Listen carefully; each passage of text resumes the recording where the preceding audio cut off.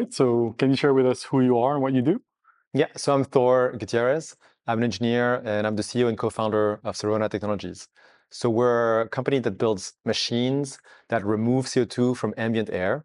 So the goal here is really to, solve climate change. We're going to need to reduce emissions as much as we can. This is what most people are doing with electric cars and renewable energy and all of that. But we're also going to have to remove a lot of CO2 from the air, and that's what we do with our machines. Very ambitious plans, as we know well at Syndicate 1, but also quite an atypical story. You hear about entrepreneurs moving from Belgium to the US to try their luck in Silicon Valley.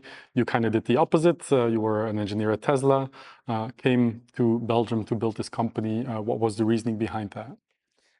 Yeah, I was in Silicon Valley for 5 years. It was a lot of fun, and I learned a lot. I think a few things happened at the same time. One was, I'm always trying to think about what's my marginal impact and how do I increase that. And when I was at Tesla, in a large company, you have a big impact at Tesla actually as an individual, but still it felt like solar and batteries was kind of solved, electric cars were kind of solved, and that there were many more problems to solve in climate change. And so I wanted to try my luck doing something else because I felt that perhaps I could have more of a marginal impact, like something that I could do that wouldn't happen if I didn't do it. And then going back to Europe was a choice also because basically if you go to Silicon Valley, you realize nobody has kids. And I wanted to have kids at some point. So I was like, if I want to have kids, I just need to leave this place. Otherwise, it's never going to work. Okay. You started building Sirona basically on your own. What were the first people that you wanted to surround yourself with to actually? Yeah, so I mean, I very quickly found my co-founder, Gauthier, who's the CTO. And you hear so much about starting companies as a team instead of alone. And so it was very important for me to find that partner that I could really trust to build this. But then actually very quickly, the first thing we did was to build a first machine to just prove that it could work. And within 2 months, we had something working. And then that just created, it became attractive for engineers to join, for investors to join. And so, 2, 3 months later, we were already 4 in the team, and then we just continued to grow. How many are you now? So now, after 2.5 years, we're 24.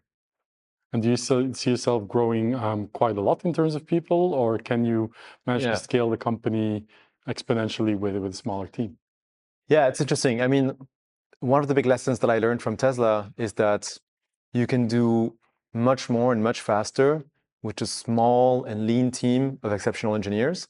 And so we are not hiring to hire people.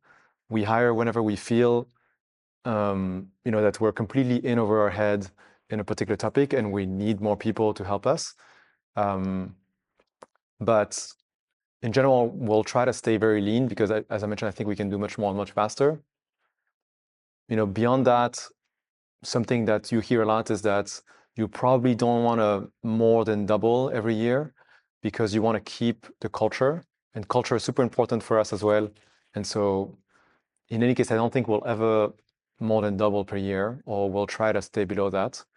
And then it's more like how much stuff can you do with the team that you have and how fast can you go? When you're building something in the climate tech space, almost always is because you have a purpose. You want to make a positive impact on the world, solve climate change. Is there a business case here that also makes you think this could be enormous? Yeah, for sure. I mean, so if you look at the big picture, today we emit about 40 billion tons of CO2 per year in the air. It's just gigantic. By 2050, we have to drastically reduce that to about 10 billions of tons per year. So that would be a 75% reduction. That would be enormous milestone if we manage to do that as a society. And that still leaves like 10 billions of tons of CO2 that we need to remove from the air every year. And if the conservative price, or like the holy grail that everybody talks about, is to be able to do this for $100 per ton. $100 times 10 billion tons per year, that's $1 trillion market every year spent on removing CO2 from the air. So this industry is going to become as big as oil and gas. And this is the very beginning. And so it's a huge opportunity for anybody who wants to join. Without getting too deep into the technical details about how the machine works, what kind of value does a customer have to get from it to actually, for it to be interesting for them to Yeah. deploy it? So we build machines that remove CO2 from the air. We deploy them in places of the world where we can run them because we've got renewable energy, we've got storage. And then when we remove CO2 from the air, we store it permanently. That allows us to sell a carbon credit to companies so that they can say, hey, I've reduced the amount of emissions that I've emitted. So I can fly to New York, but if I pay Sirona to remove CO2 from the air, I compensate for that. And so today, this is still mostly on a voluntary basis. So companies do this because they think it's going to be good for them in terms of image for their customers, in terms of image for their LPs if they're a fund, or in terms of their customer, their employees. And so, for example, McKinsey have people flying all over, but the employees there feel somewhat comfortable with that because they know that McKinsey actually pays companies to remove CO2 from the air in a very high quality way with technology like ours. And that's really important for retention, for example. And so that's a cost they're willing to take on. Right, and I know it's still early days, but your machines are starting to be deployed. Can you talk a little bit about where they're ending up and why? Yeah, so when we deploy our machines, there are really, two main things that we look for.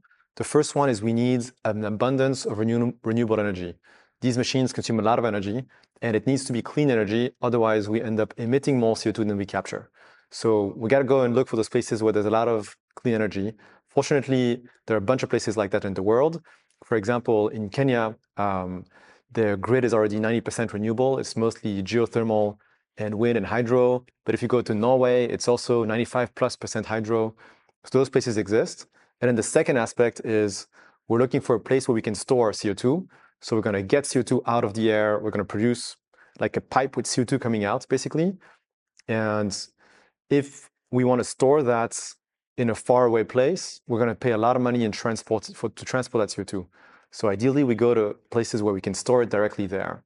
And same thing, Kenya has thick basalts in their geology, and so we can inject CO2 on the ground to store it.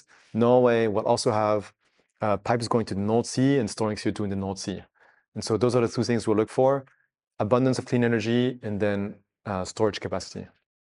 Great. What is the next? Do you build machines sort of iterative, where you have version 1 and then version 2 and version 3, or are they sort of always evolving that you can basically upgrade over the air the machines that you've already deployed? Yeah, good question. So especially in this phase of the company, the main iteration that we go through are on the hardware. And so the company is 2.5 years old now, but we've already built 6 generations of hardware, each time increasing the capture capacity, making them bigger, improving the performances. And then the idea is that now we've got a full container, 40-foot container that you see on trucks or you put on boats. That's the form factor we have right now. And we're going to continue to iterate on these machines on the hardware side by just continuously improving the design and making it cheaper, et cetera. But also, the machine runs and there's a process there, and how much steam do you throw in, and for how long do you leave these valves open, and all of that. And all that process is basically controls and software. And that we'll be able to update over the air to fine-tune the process and make it as efficient as we can. Makes sense. There is a little bit of a wind of change. It's not always positive when it comes to climate policy, for example. So does that put pressure on sort of the carbon credit market that you were talking about? Is there still a willingness from corporations, but also governments, to get actively involved in this? Yeah, great question. So the US obviously has seen a little bit of a shift in mindset for sure. Europe, I think, is still actually pretty steady on its course. That's great for us. And the way we think about it is really, actually, the US was doing great on the Biden, and they did a lot of cool stuff. But then Trump came over, and then he undid a lot of those things. And so the US can move very fast, but it's very chaotic. Europe, on the other hand, is actually quite slow to get things done. But when they do get things done, it stays, which is quite important for us because what we really need to scale is we need compliance markets. And so regulation that forces companies to start doing this more and more.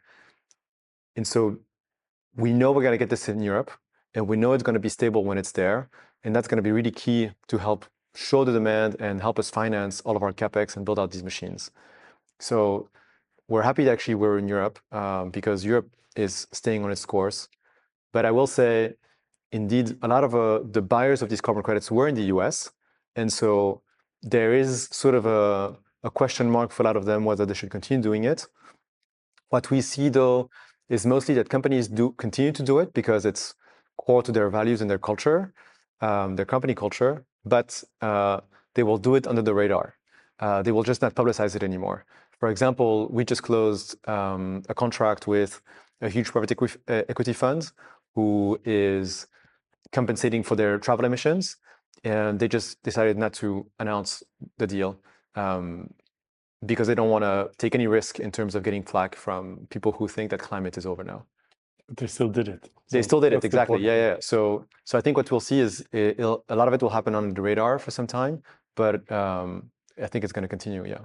Obviously, you raised investment to build the company, gave us permission to get involved in the capital with Syndicate 1. How have we managed to help you on your journey so far? Yeah, Syndicate 1 was actually very useful in many ways. Like in some ways, very surface level, but very useful ways. Like in the beginning, we were looking for chairs and desks, and then someone said, actually, you have a bunch of chairs and desks from before we moved, and so you can come and get it for free. Like this is awesome, especially in the beginning when we didn't have much money. But then it's also, I think you were actually very helpful in the beginning to help us understand how to do a successful press release and get traction from the media. And I think that has shaped a lot of how I think about how I interact with media now. But I think where we've seen the most value is in working with Elise, who's the point of contact for us. And she's been extremely useful in terms of helping with strategy during the following fundraisers. She's a VC herself, and she just understands the VC game like nobody else. And so it's been really crucial for me to have her ear and her advice in how to frame something, how to start a discussion with someone, and navigating basically the whole poker game of a fundraise. Right. Thank you. You spent 5 years in Silicon Valley, as you mentioned. A lot of what you're doing with Sirona is actually on an international scale, but I still value your opinion on the Belgian tech ecosystem. Do you feel like you're part of it? Do you feel you're actively contributing to its evolution? And how do you rate it? Yeah, so basically in our space in climate tech, there aren't many extremely ambitious companies in Belgium. And so from that point of view, it's not very good. On the other hand, the engineers here are quite smart. And this is something that you realize when you go to Silicon Valley, is you realize that people there are just like you. They're not that much smarter. And you realize that, indeed, the people you used to work with in Belgium were actually super strong, and they would get hired in no time if only they had a visa to move to the US. And so that was a little bit of the arbitrage that I was looking at as well when I decided to come back. Was in Silicon Valley, the war for talent is insane, and people get paid enormous amounts of money. You have to pay that to be able to attract top talent. In Belgium, there are a bunch of really great engineers lying around in big, slow corporates that would love to work for an ambitious climate tech startup because everybody wants to work in climate these days. And so it's actually great for us because we can come here and we can say, hey, we're here now. You can come and join us. And then they're very happy to do so because they've been waiting for that opportunity. Similarly, I used to have a lot of people call me when I was in Silicon Valley and say, how do I go to Silicon Valley? Because I don't find anything interesting in Belgium. And basically now I tell them, hey, we're here, you don't have to move anymore. There is an ambitious, intense work environment where you can do the best work you've ever done. Great. But you are based in Brussels. You were kind enough to come over for this interview just right next to Intercircus again. Do you feel like the ecosystem, even within Belgium, are quite fragmented? Is there enough exchanges, enough bridge building going on, or do you think that could be improved? Yeah, I definitely feel like it's way too fragmented for a small country. I think people talk about like the Ghent ecosystem. Like, what do you mean the Ghent ecosystem? Like, why do you have to call it Ghent? It's, we're a country. Let's work together. Especially because like a 30 minutes train ride, it's like you take a tram from one place to another. It's like super close. So I don't really see why we need to have it so fragmented. Although, we have a complex history in Belgium, and I think it's just a reflection of deeper societal segregation. But um, yeah, I don't think it's a huge deal. Like I just do my thing and I build my company, and in the end, we still get to mingle. So it's not that fragmented in that way. Go to a bunch of events. I went to Winter Circus actually. I invite a bunch of people from Ghent to dinner in Brussels, and we all hang out. But indeed, probably we don't especially need to call it the Ghent ecosystem or Antwerp ecosystem, Brussels ecosystem. It's just like Belgium. Right. It's a great note to end on. But still going to ask you a final question. What is a fun fact about you or the Sirona story that you don't think anybody knows yet? Yeah, I mean, it was quite interesting. Like something came up in due diligence with one of our investors. You know, you do the pitch, then you talk to them, you have a few conversations, and then at some point, one of them asks us like, "So, and how's Burning Man?" And I'm like, "What do you mean, how's Burning Man? Like, what? How do you know I've been to Burning Man?" It's like, "Oh yeah, I saw your DJ set on SoundCloud." It's like, "Do you play at Burning Man?" And I was like, "Uh, yes. I hope that's okay." And they were like, "Yeah, it's really cool. I'd love to go." I was like, "Okay, cool, cool." So yeah, you realize like some of these funds, they do like deep due diligence on who you are and everything else you've done in your life, and then they sort of dig up the things that you didn't expect them to. But yeah, so I also play music as a DJ.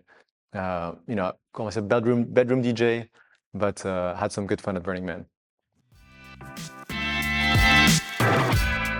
Well, we've had a lot of ups and downs. Like, startup life is supposed to be, you're the king of the world, and then it's like it's all over, and then you're king of the world again.